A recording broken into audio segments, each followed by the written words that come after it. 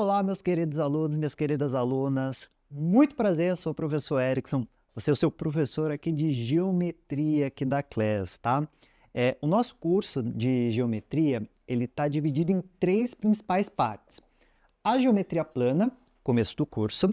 Depois a Geometria Analítica, meio do curso. E por último, a Geometria Espacial. Espero aí que ao longo das aulas a gente consiga desmistificar um pouquinho, tirar um pouquinho do medo da matemática, não é verdade? Espero aí poder ajudá-los da melhor forma possível. E nada melhor para o começo de geometria do que começar pelos princípios, ou seja, pelos fundamentos da geometria, né? Toda a geometria que a gente estuda no colégio, né, que a gente analisa aí durante as nossas aulas, né, elas se baseiam em princípios que vêm lá da geometria antiga, geometria chamada geometria euclidiana, uma geometria grega. São os fundamentos, tá? Eu não sei se você já parou para reparar, mas quando a gente estuda a matemática, a gente está sempre definindo uma coisa em função da outra, certo? Você já parou para pensar que essas definições elas precisam ter um começo, ou seja, precisa ter um ponto de partida? Não dá para a gente só ficar sempre definindo uma coisa em função da outra. Tem que ter um começo. Pois então, onde que a história da teoria da geometria começa? Ela começa por aqui, ó, pelos chamados entes primitivos. O que são esses entes primitivos, tá?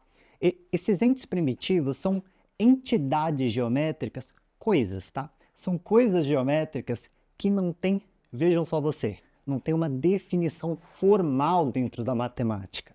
A gente mais ou menos entende o que é, mas não consegue formalizar, não consegue estabelecer uma definição. A gente simplesmente aceita como sendo uma noção que é conhecida por todo mundo.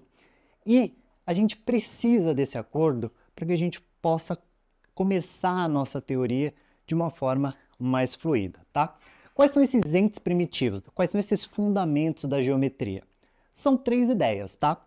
É o ponto, a reta e o plano. Só de falar assim, você já mais ou menos tem uma noção do que é, né? Mas a gente tem que dar aí alguns toques, a gente tem que tomar alguns cuidados aqui no meio do caminho, tá certo? Então vamos começar pelo primeiro, tá? O ponto. Quando a gente fala do ponto, repara aqui que na lousa eu fiz um ponto meio gordinho, né? Essa é a primeira coisa que eu tenho para falar para você. O ponto, ele é uma ideia. Aliás, não só o ponto, tá? A reta, o plano, são todos ideias. Ou seja, ainda que a gente faça desenhos para mais ou menos representar o que a gente está pensando, essas coisas elas existem na nossa cabeça, no plano das ideias. E, consequentemente, meio que não existe um ponto gordinho, um ponto pequenininho, e, portanto, o ponto que eu fiz aqui na lousa, um pouco mais gordinho, o ponto que você está fazendo aí no seu caderno enquanto você copia a aula, é o mesmo ponto. O ponto ele é uma mera representação e, portanto, não tem uma dimensão. E a mesma coisa vale para a reta e a mesma coisa vale para o plano. A reta, ela não tem espessura. O plano não tem espessura. E mais do que isso, tá? Uma outra coisa muito importante é o seguinte. Quando a gente representa a reta, normalmente a gente representa assim. Faz um risco, né? Ah, uma reta. Tá reto. Então, mas tem um detalhe aqui, tá? A reta, ela é uma entidade que é infinita nas duas extremidades. O que isso significa? Significa que, bom, naturalmente a gente não consegue representar uma coisa visualmente infinita, né? Mas toda vez que a gente faz o desenho de uma reta, fica subentendido uma coisa extremamente importante para a gente em breve. Fica subentendido que existe uma continuidade, ó, nas duas extremidades. A reta ela é infinita para a direita e ela é infinita para a esquerda. E a mesma coisa acontece com o plano. O plano ele é infinito em todas as suas direções. Ele é infinito para cá, para cá, para cá, para cá. E uma coisa que eu quero que você repare que foi proposital, tá? Repara que eu não fiz uma figura certinha, por assim dizer. Ela está toda acidentada, toda cheia de rebarba, não é verdade? Você pode falar assim, ai, nossa, professor, poxa, você fez tudo torto, me dá um negócio. Então, mas isso foi de propósito. Por quê?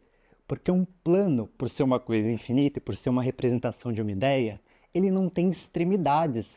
Isso daqui é um pedaço de uma superfície que é completamente infinita. E por último, né, para finalizar, uma coisa muito importante, que é um detalhe extremamente importante, é o seguinte: toda vez que a gente vai dar nome para uma reta, para um plano e para um ponto, a gente segue uma mesma lógica. Quando a gente dá nome para um ponto, normalmente a gente usa uma letra maiúscula do nosso alfabeto. Quando a gente vai representar uma reta, normalmente a gente usa uma letra minúscula do nosso alfabeto. E quando a gente vai dar nome para um plano, normalmente a gente usa alguma letra minúscula grega. Normalmente alfa, beta, gama, pi, tá certo? Então é muito comum você visualizar isso nos livros didáticos, tá bom? É extremamente importante você estar com essas noções aí muito bem guardadas na sua cabeça, tá bom? E só para fechar a ideia, eu acho que você já deve ter reparado, vez ou outra, em algum livro, e você vai encontrar muito isso em enunciados de provas, de vestibulares e tudo mais, essas outras duas palavras: segmento de reta, semi-reta. E você pode ficar pensando, poxa, professor, mas você não acabou de falar de reta? Reta, e aí agora tem segmento de reta, semi-reta? Pois é, meu querido, é muito importante que você fique atento aos detalhes. Repara, lembra que eu te falei que a reta ela é infinita nas duas extremidades? Pois é. Agora, dá uma olhada aqui no caso do segmento de reta e na semi-reta. Tem pequenos detalhes diferentes, ó. Olha no caso do segmento de reta. O segmento de reta ele está começando no ponto A e está terminando no ponto B. Sabe o que isso significa? Significa uma coisa muito importante. O segmento de reta, ele é um pedaço da reta. Tem começo e tem fim. Sempre vão ter duas extremidades. O segmento de reta ele é encerrado, ele é definido por dois pontos. Ele tem começo e fim. Guarda essa ideia. Por outro lado, a semi-reta, apesar de parecer a mesma coisa, ela tem um começo num ponto e ela é infinita na outra extremidade. Professor, e esse ponto B aqui? Isso daqui é só para te indicar que essa semi-reta, ela é composta por infinitos pontos. Eu consigo localizar infinitos pontos em cima dela, mas ela não acaba aqui no ponto B. Ela continua indefinidamente aqui para o lado direito. E mais do que isso, como é que a gente faz para diferenciar a reta da semi-reta do segmento de reta utilizando linguagem matemática, utilizando simbologia? Pois é aí que vem o detalhe. Quando a gente vai representar um segmento de reta, normalmente a gente representa da seguinte maneira. A gente representa qual é o ponto de começo, qual é o ponto de término, e aqui em cima dessas duas letras a gente coloca um tracinho. Pronto. Qualquer pessoa que olhar para isso daqui sabe que você está falando de um segmento de reta que começa no ponto A, termina no ponto B. Agora, por outro lado, como é que eu represento a semi-reta? Mesma ideia. Começa no ponto A, passa pelo ponto B, só que para diferenciar do segmento de reta, a gente coloca assim, ó, uma setinha, que é para indicar, olha, começou no ponto A, está indo infinitamente aqui, ó, passando pelo ponto B, certo?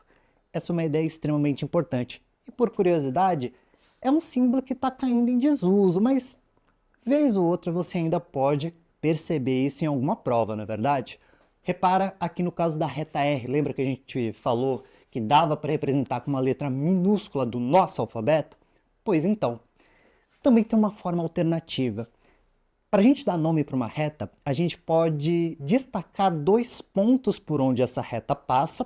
Por exemplo, um ponto A aqui, um ponto B aqui.